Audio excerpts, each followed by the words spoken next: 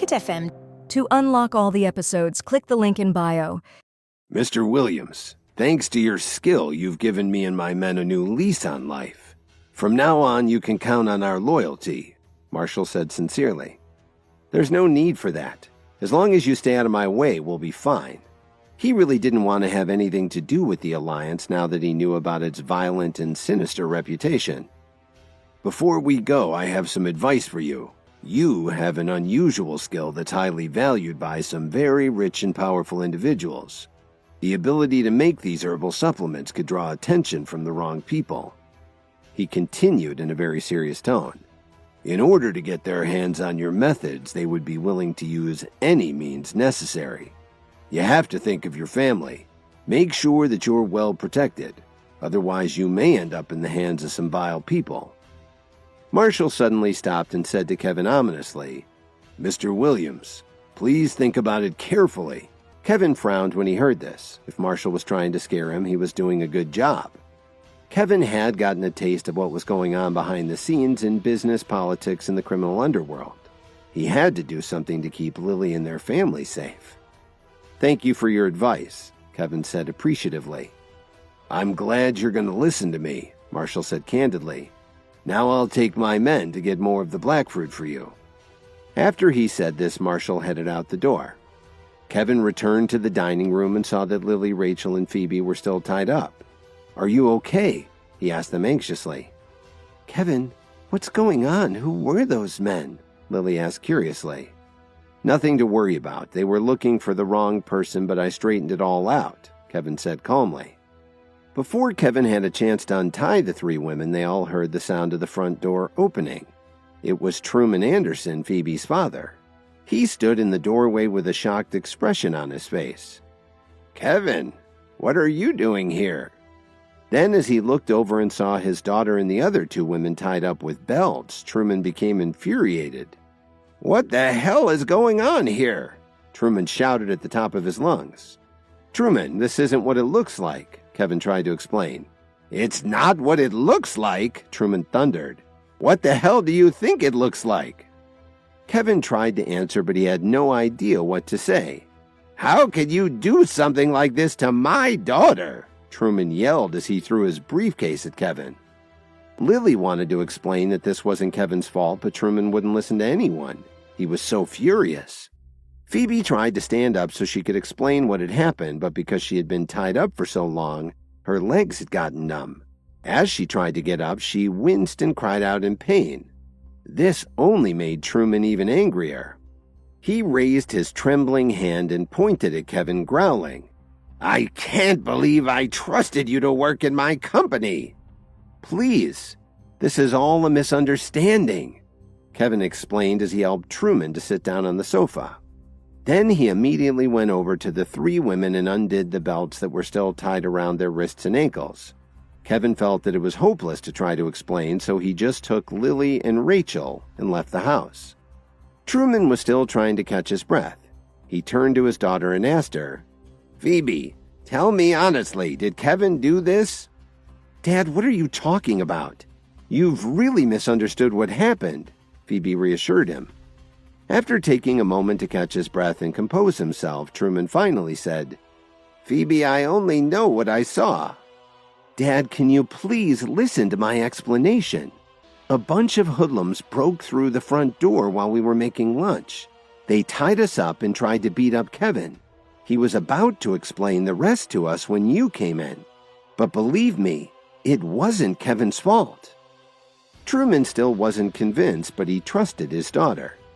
Well, if you say so, but that's not what I saw. His voice trailed off as he tried to accept her explanation. Dad, you still don't believe me? Phoebe said in an exasperated tone. She stomped her foot on the floor in frustration. Her father had Kevin all wrong. He was a huge help with her appraisals, and he even got someone like Drake to back down and leave the store peacefully. Actually, even though she trusted Kevin, there was still something mysterious about him. Truman let out another long sigh. He wasn't sure what to think. While this was going on, Kevin was driving Lily and Rachel back into the city. He simply didn't understand Truman's reaction when he walked into the house. "I didn't know Truman had such a quick temper," Kevin said to Lily. "What are you talking about? The whole thing was your fault." "How could it be my fault? I didn't tie you up," Kevin said helplessly. Rachel, who had been very quiet until now, suddenly said, "It's getting late. Just drop me off at the corner up ahead. I'll call for a ride home." "Don't worry, Rachel. It's no trouble at all. Kevin can take you home while I stop by the market to buy some vegetables." Lily then turned to Kevin and asked him, "What do you want for dinner? I'm cooking." Kevin was very shocked to hear her say that.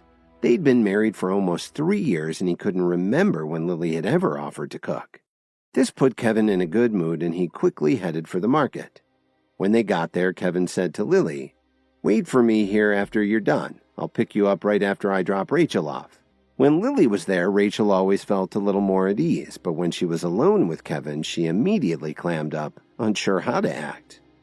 "Don't be too nervous. I'm not that scary," Kevin said with a smile as he pulled out of the parking lot. "I'm not nervous," Rachel replied quickly. Ever since she found out about Kevin's true identity, every time she thought about how she'd always treated him, she felt a little ashamed and regretted her actions. Kevin glanced at her in the rearview mirror. He had an idea about what she was thinking. "Don't worry about the past. You and Lily are good friends and you were just protecting her because you thought she was suffering with me." "No, I didn't," Rachel replied so quietly he could barely hear her. "I know you're good for Lily, so I want to give you some great news. I'm getting ready to open the biggest hotel in Chicago and I've decided to ask you to be the vice president."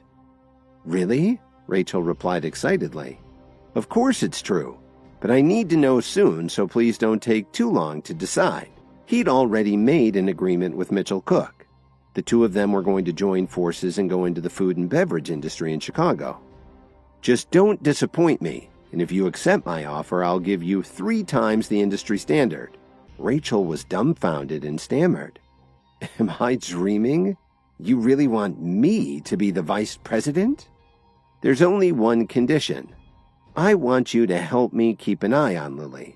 If any man tries to get close to her, you must let me know immediately," Kevin said very seriously.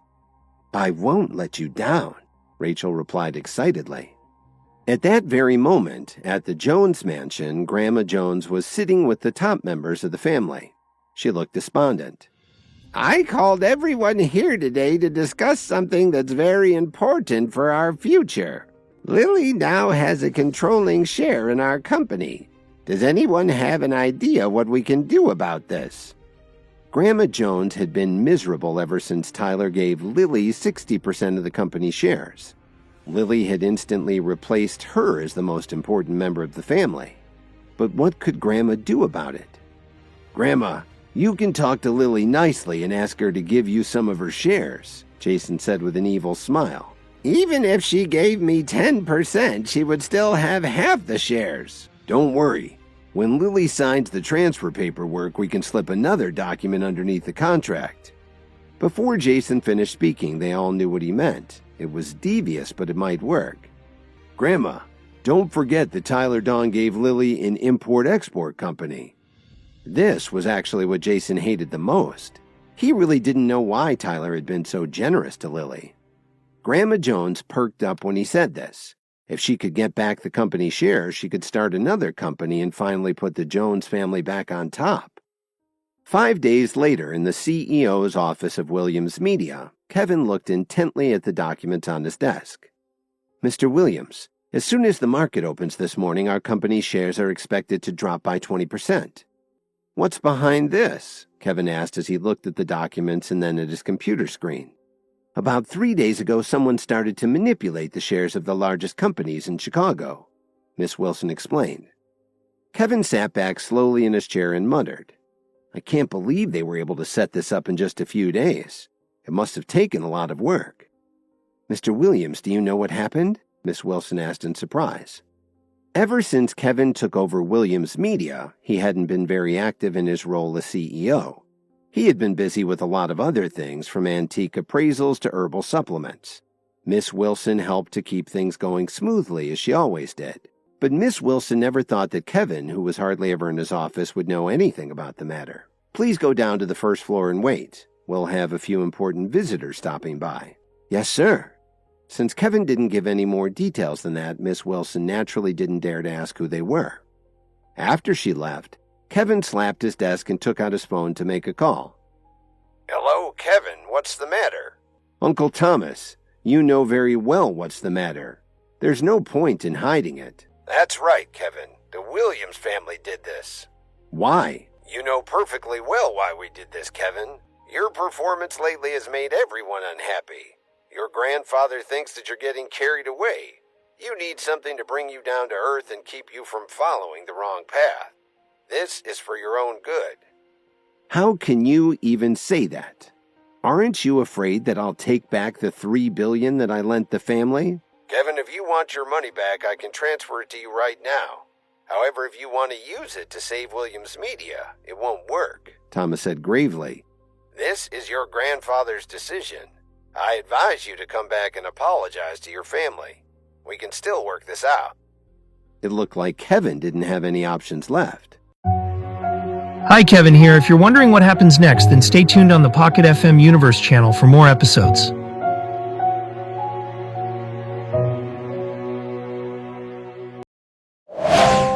Pocket FM. To unlock all the episodes, click the link in bio.